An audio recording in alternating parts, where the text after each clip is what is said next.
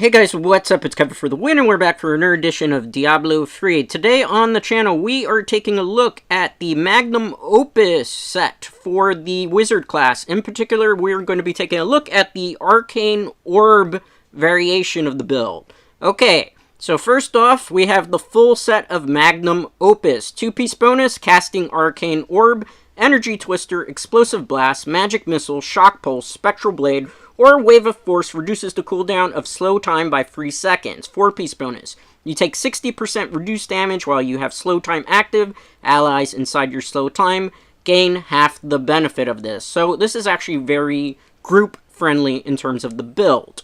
Okay, 6-piece bonus. Enemies affected by your slow time and for 5 seconds after exiting take 12,500% increased damage from your Arcane Orb, Energy Twister, Explosive Blast, Magic Missile, Shock Pulse, Spectral Blade, and Wave of Force. That's a whole bunch of abilities that it actually powers up.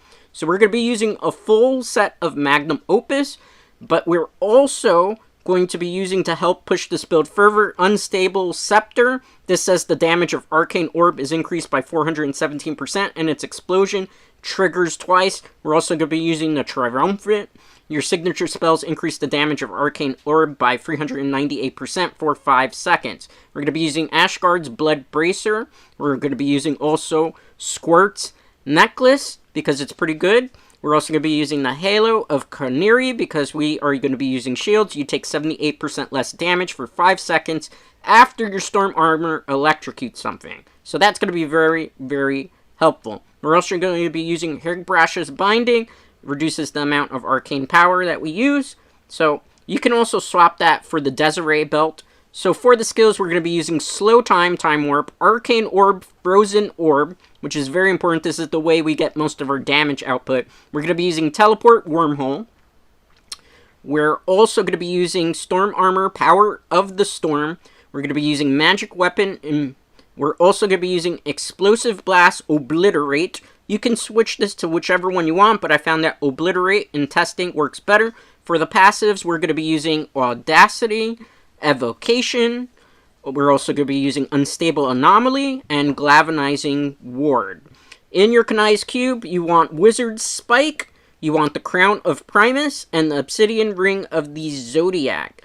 Wizard Spike, I feel, is going to help you. You could also use the Death Wish if you wanted to. This is where the Paragon level is pretty much lined up. For the follower, my recommendation, use the Broken Crown, Nemesis Bracers, and Flavor of Time.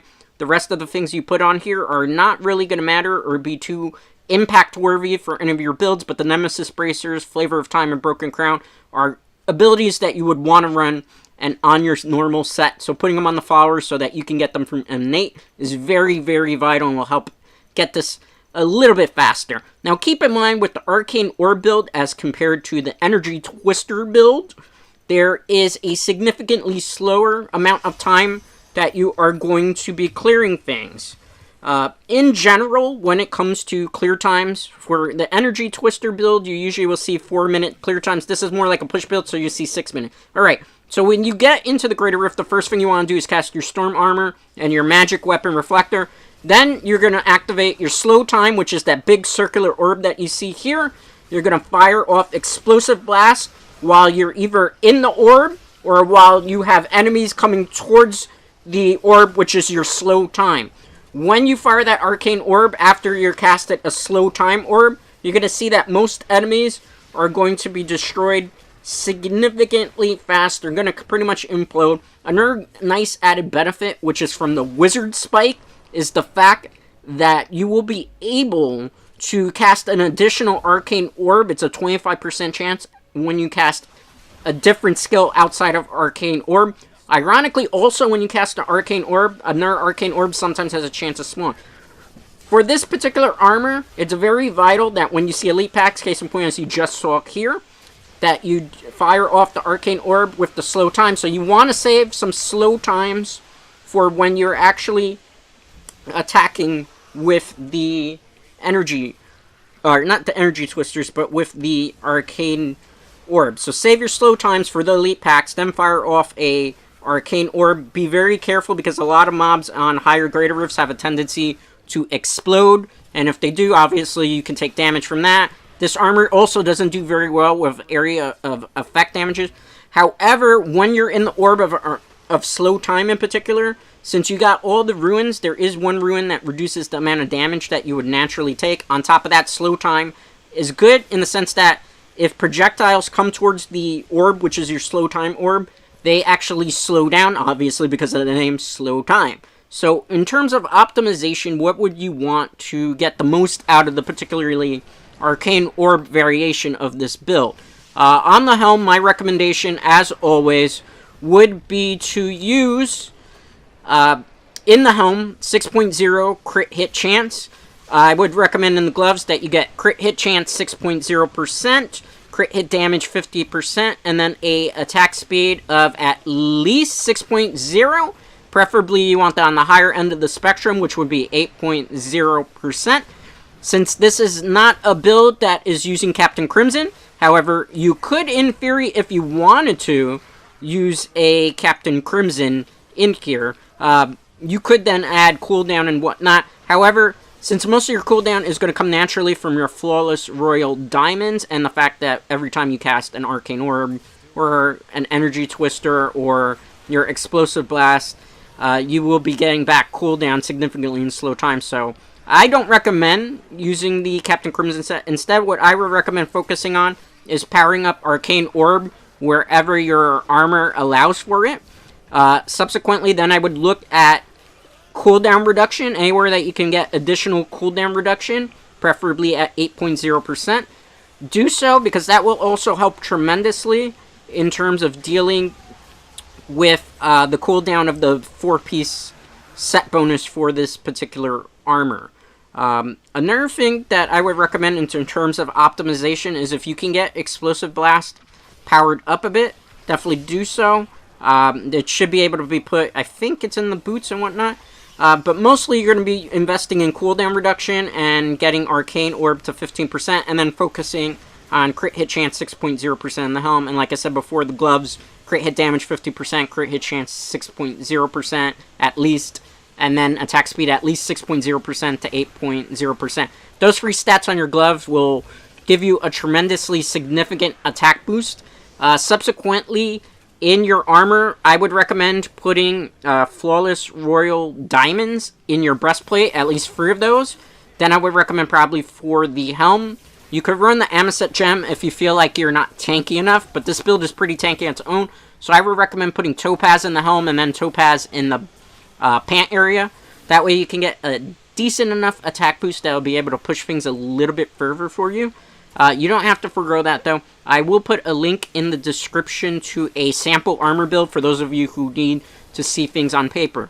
So, as you're noticing, this is a Greater Rift 60. When you use the Arcane Orb build, it doesn't become a speed build anymore. Energy Twister, if you want a speed variation of Magnum Opus, is the way to go. I have a build of that available in the playlist, and although it was covered in Season 22, no changes have been made as of this current season to that particular build, so you could just follow it exactly the same way, and you should be just fine. Now, since this is a push build, though, it's going to be a lot slower, so you really want to try to do your best to do elite pack farming. This helps significantly, as you see right here, because we have the Nemesis Bracers on our follower. Because the Nemesis Bracers on our follower, anytime we get near a pylon, we automatically have a chance to spawn the elite packs. On top of that, since we are putting the Flavor of Time also on our follower, we get a extended duration for the pylon effect, which is significantly handy for this. So as you saw there, this was not a significantly fast particular clear time. However, it was a very not fast, but strong, powerful build where you didn't really have any chance of being squashed whatsoever. I'm just going to randomly level up this Legacy of Dreams gem. This is not for this particular build. This is for a completely different build. Now, in terms of other things that you probably will want to focus on in terms of optimization for this, I recommend, that was a 5-minute clear time Greater Rift 60, which is Torment 13 difficulty. Like I said, it's a push build. It's not going to get you 2-3 minute sub clear times even when it's fully optimized. So that's pretty good for what a push build would normally do.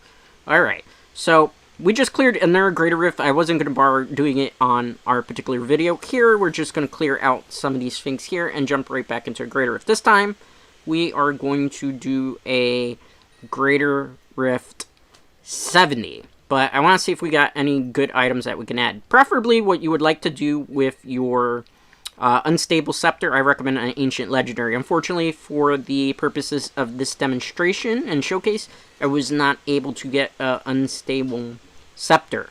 So what I had to do was make a couple of sacrifices, obviously, for the builds. Hopefully we could get something to drop. Well, we got a broken crown, and a broken crown will be pretty useful for one of the other followers that I haven't powered up here. My recommendation, I don't normally show you guys this, what I do in between Greater Rifts, but I figure it would be kind of helpful.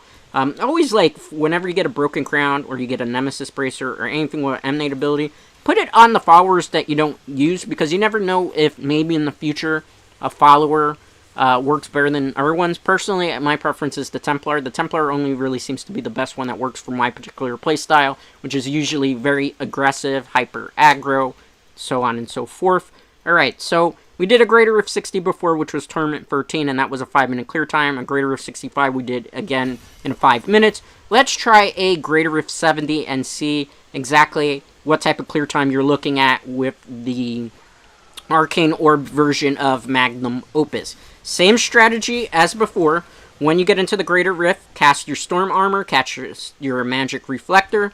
Then you're going to want to cast your Slow Time, and then start firing off your Arcane Orbs. In between firing off Arcane Orbs, definitely make sure you fire off an Explosive Blast as well, because that will power up your Arcane Orbs. Always put Elite Packs into your Slow Time Orbs. It's that big yellow circular orb that you see I just casted right there. That will deal the maximum amount of damage to mobs and whatnot. Now, in terms of optimization for Ancient Legendary Gems, there is a couple of ways you could go with the Legendary Gems. My recommendation would be, I like using Bane of the Stricken, Bane of the Trap, and Goak of Swiftness. Goak of Swiftness just so I can increase the amount of cooldown reduction, where I'm never really having to wait very long times for either my Slow Time to be active, or my Explosive Blast, or my Storm Armor, or even my Teleport. So it gives me a little bit more mobility. If you want, you could take out either the Bane of the Trap or the Bane of the Stricken. I don't recommend taking out Bane of the Trap, because since you're slowing a lot of enemies down, you're already getting a lot of damage from there. So if you wanted to sacrifice something from this build, and you don't mind slower cooldown, I would recommend taking out Goak of Swiftness, and then you could try something like Zay's Stone of Vengeance, because since you're going to be attacking with the orb from far away distances, usually you can get a little bit more of your attack stat. I would recommend Goak of Swiftness, Bane of the Trap, and Bane of the Stricken. I think that works better in the long haul, since you're really not going to be able to push things super fast, and this is more like a slow and steady wins the race type of thing. So keep that in mind. But it is got a little bit of limitations as to what you could do. You could try taking out Goak of Swiftness and then see if it does a little bit more for you, but ultimately I don't think it's going to be that significant, at least for my extensive playtesting. Again, same strategy. Slow Time Orb, lead everything into the orb. As I mentioned many times on the channel before, one of the good things in particular about Diablo 3 is that when it comes to mobs, in particular enemies, they are programmed to follow you. So once they get your line of sight and they see you coming a mile away, they will follow you. So you can lead them into your Slow Time Orbs and then fire off the Arcane Orbs, and then you can just pick them apart. Case in point, as you saw there. Here we go. Fire off the Slow Time, then fire off the Arcane Orbs, everything implode. So that's kind of pretty much what you're going to want to do with this build. Now, in terms of where this would be placed in terms of Season 23 and extending into Season 24, as we know from the patch notes, as we know from the PTB, the only 3 armors that have been buffed and nerfed is, in the buffed case, we have the Ina set, which is the Mystic Ally Monk build. That got tremendously buffed. As terms of nerfs, we got the nerf to Masquerade of the Burning Carnival with the 6-piece bonus, where it does significantly less damage. Subsequently, also, for the Crusader class, the Valor armor was significantly reduced as well. The Valor armor, in particular, has its 2-piece bonus, which is reduced to a maximum of 3 stacks. This might change, because remember, this is the public test build, and they're just testing things with the public. So it might stay the same. However, it could change and be significantly different. Only time will tell in regards to what's going to happen with that particular nerfs and buffs. But unfortunately, when it comes to Magnum Opus and Arcane Orbs, there's no buffs to the armor as of yet. There's not really things. Hopefully, we'll have to wait for Season 24 patch. So, in terms of Season 23 as it stands, this is pretty much I wouldn't even really call it a mid-tier. I would call this a low-tier armor. It's going to significantly drop off in Greater Rift 80s and 90s. The only way you would be able to push maybe a Greater Rift 100 with this, and even maybe 110, is if you have full optimization of your armor. By full optimization, I mean perfect stats on every piece of the gear. Every piece of the gear is Ancient Legendary or Primal Ancient Legendary, and then subsequently every piece of that Ancient Legendary is augmented with a gem at least level 100. Level 80, you might be able to push a little bit further, but it's not going to be too significant. I have 3 augmentations in this armor currently, and those are augmentations with legendary gems that are of 70 value, and it struggles, as you see here. This is a greater of 70 to push things significantly fast. This is a slow and steady wins the race type of thing. So I would say, based on my playtesting and just based on what I've seen before in seasonal builds, that Arcane Orb Magnum Opus is probably going to cap out at 110 Greater Rift solo. Maybe with a group of experienced players, you might be able to do a Greater Rift of maybe 130, but that depends on the experience of the group. I'm going to cast my slow time there. As you saw, everything exploded with general ease. Cast another slow time, everything explodes. If I want to, I could teleport out of the way there, but I don't need to because I'm tanky when I'm in the slow time orb. Case in point, we're going to get the slow time back because we're attacking things. Could use my explosive bass here, but it's not really worth it. We're going to keep chucking some arcane orbs. I put up a slow time so that way I have a bit of defenses. Remember, when you go into the slow time orb, you're protected. Projectiles move much slower, so you can dodge around things. It gives you a little bit more mobility. But this is definitely, as I mentioned before, a low-tier build. You're not going to get too much out of it. In terms of leaderboard placement, you're not going to get high leaderboard placement. If you're looking for a wizard build that's going to give you high leaderboard placement, my recommendation would be to use the Chantotum Veer build. That's available in our playlist for Diablo 3. We just recently covered it in Season 23. It looks like Season 24 as well. It's not going to have much changes to it, but we will revisit it when Season 24 starts. The other S-tier build that you could go with is the Typhon set, which is the Frost Hydra build. Frost Hydras are really good. That's actually an S-tier push build. So Chantotum Veer is for speed farming build. And then the Typhon Frost Hydra is for the push S-tier build. So it depends whether you just like to push for Greater Rifts or you like speed because you want to be the highest placement on a leaderboard. Both of those will do you much better than this one. If you want a more effective Magnum Opus build, my recommendation again would be to look at our playlist. We have a Season 22 build when Energy Twister was just the new rave and had gotten significant buffs to it. Energy Twister is definitely the more viable, in my opinion, build when it comes to Magnum Opus. Arcane Orb is good for like additional support, but it's definitely not something that can carry this into the high Greater Rifts, which is what a lot of people are really looking for at this point, is just getting to the best builds. Okay, that was 6 minutes and 54 second clear time, Greater Rift 70. As you can see, it's a push build. It's not going to get you super fast clear times, but it will guarantee that you're not going to get squashed, and it will guarantee that you'll get the 4-piece legendary set bonus. Okay, this is really bad for us how we start. This is a Greater Rift 75. I want to show you how this armor starts to struggle as you get higher up in the Greater Rifts. As you see, the mobs are more tanky, so even with the slow time, even with doing like explosive blasts into slow time or into arcane orbs, when there's a slow time orb active, it doesn't do a significantly large amount of damage. However, you don't take a significantly large amount of damage because of how tanky you are based on the set bonuses for Magnum Opus. Alright, so we go slow time here. We're going to cast some arcane orbs. And as you see, again, it's going to be a slow and steady wins the race type of thing. So, while we're grinding here through this Greater Rift, and I'm continuing to show you the strategy, remember you always have to, in the beginning, cast Storm Armor, Magic Reflector, then go Slow Time, Arcane Orb, use an Explosive Blast, then go Arcane Orb again, or just chuck a couple of Arcane Orbs.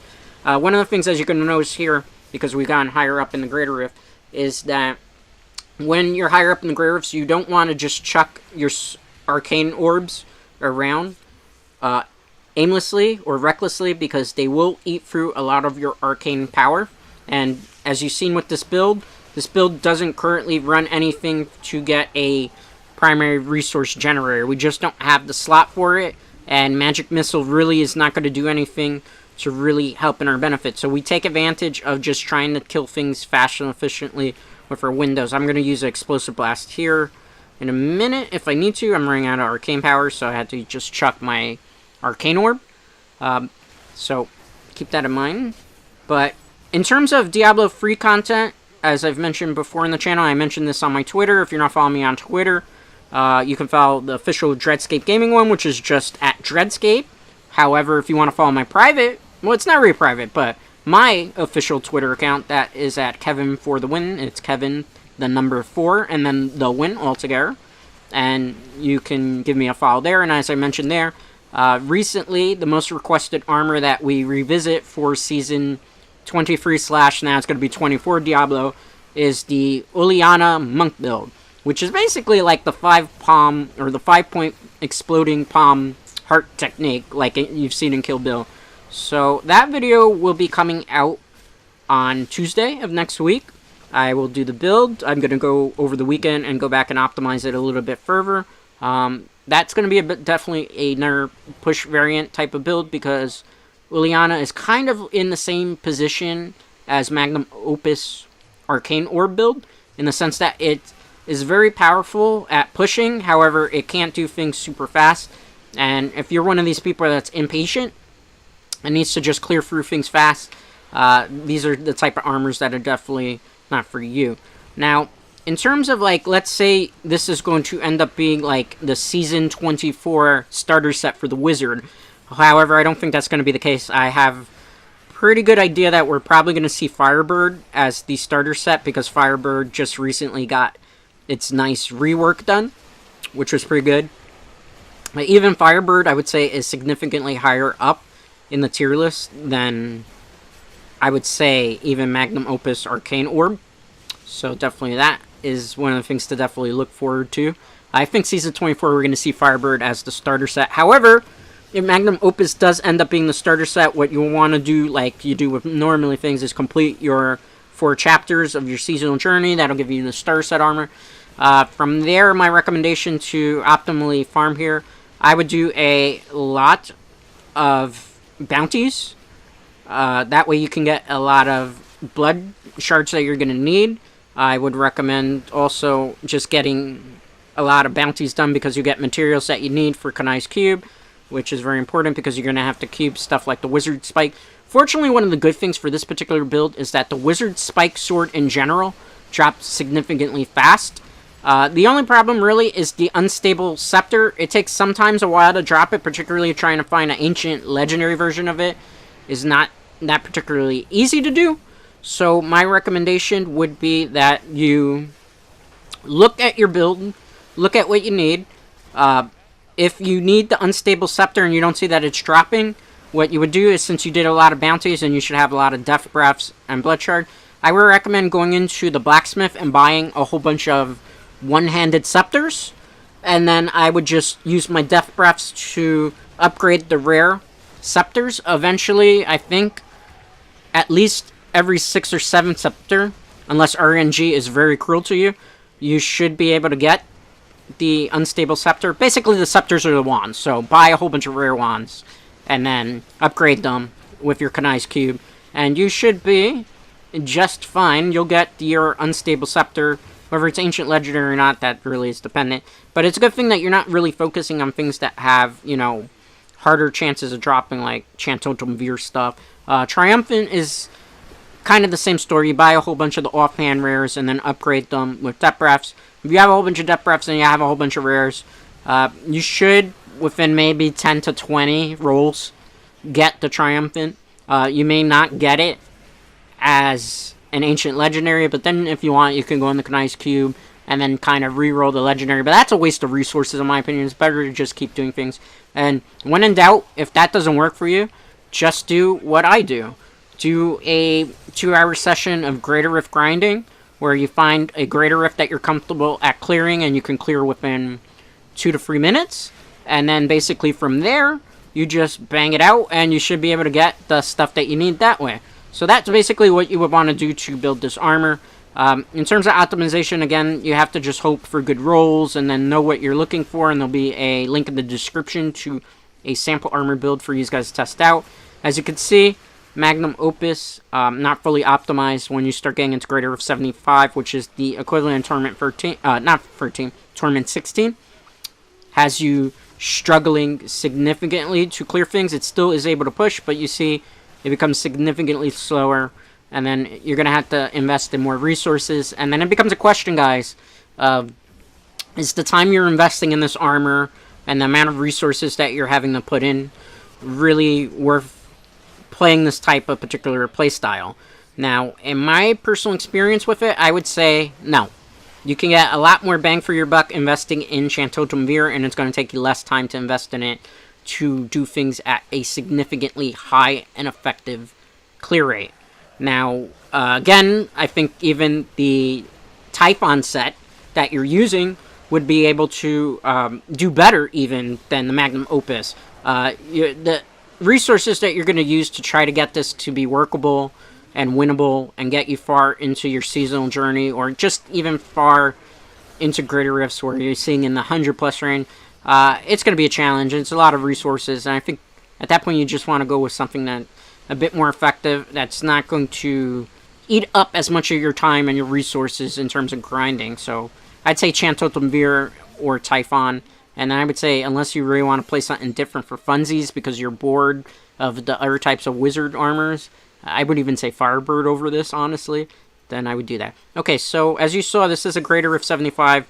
We cleared it. It wasn't very fast, however, you see we got the 4 chance bonus because we were super tanky and could take a lot of hits. So that's one of the benefits. You're tanky, but you're slow, and you can push things kind of okay. At the same time, it might be one of the more boring play styles because there's not a whole bunch of things going on compared to like Chantotumvir or the Frost Hydra build or even Firebird, which is not necessarily complex, but things. Okay, so that was 7 minutes and 50 seconds on a Greater Rift 75. That's equivalent to Tournament 16. With more optimization, maybe you get it down to 5 minutes, but you're not going to see like 4 or 3 minute clear times with this particular build. It just doesn't function as a speed build here. Alright, did we get any loot that we can... Okay, I was about to say, if we didn't get any loot to be able to identify here, hopefully we'll get something good, or at least usable than the Storm Cow. Nope, I don't need that. Okay, let's see here. This looks like it's going to be a necklace. Countess Julia. That's not particularly useful for the type of build that we particularly going for. Let's see if we can identify some of these. Obsidian Ring of the Zodiac. I might actually need this for a different wizard build. I gotta look, because it is an ancient legendary, which is kind of good. I generally like to see my ancient legendaries also with a slot, because sometimes you want to reroll a different type of thing. So I'm gonna look at that one probably offline before I make my decision as to whether that's worth keeping. Now, the Shame of Delsere, I would recommend running that in particular, maybe over Higurash's belt. Again, it's a matter of your own playtesting. You can play around with it. This is a build, which is basically a recommendation, a suggestion. You don't have to follow it. Like with any build, there's multiple different ways to play it. So my way you might not agree with, and that's perfectly cool, because that's fine.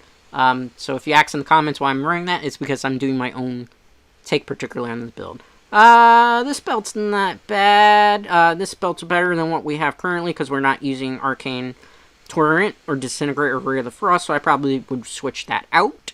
Definitely would be probably more beneficial since we're using signature spells and we need to get back some of our arcane power. Alright guys, so that's going to do it for today's Diablo 3 video. As always, a like is greatly appreciated, and if you're not already subscribed to the channel, consider doing so. Till next time.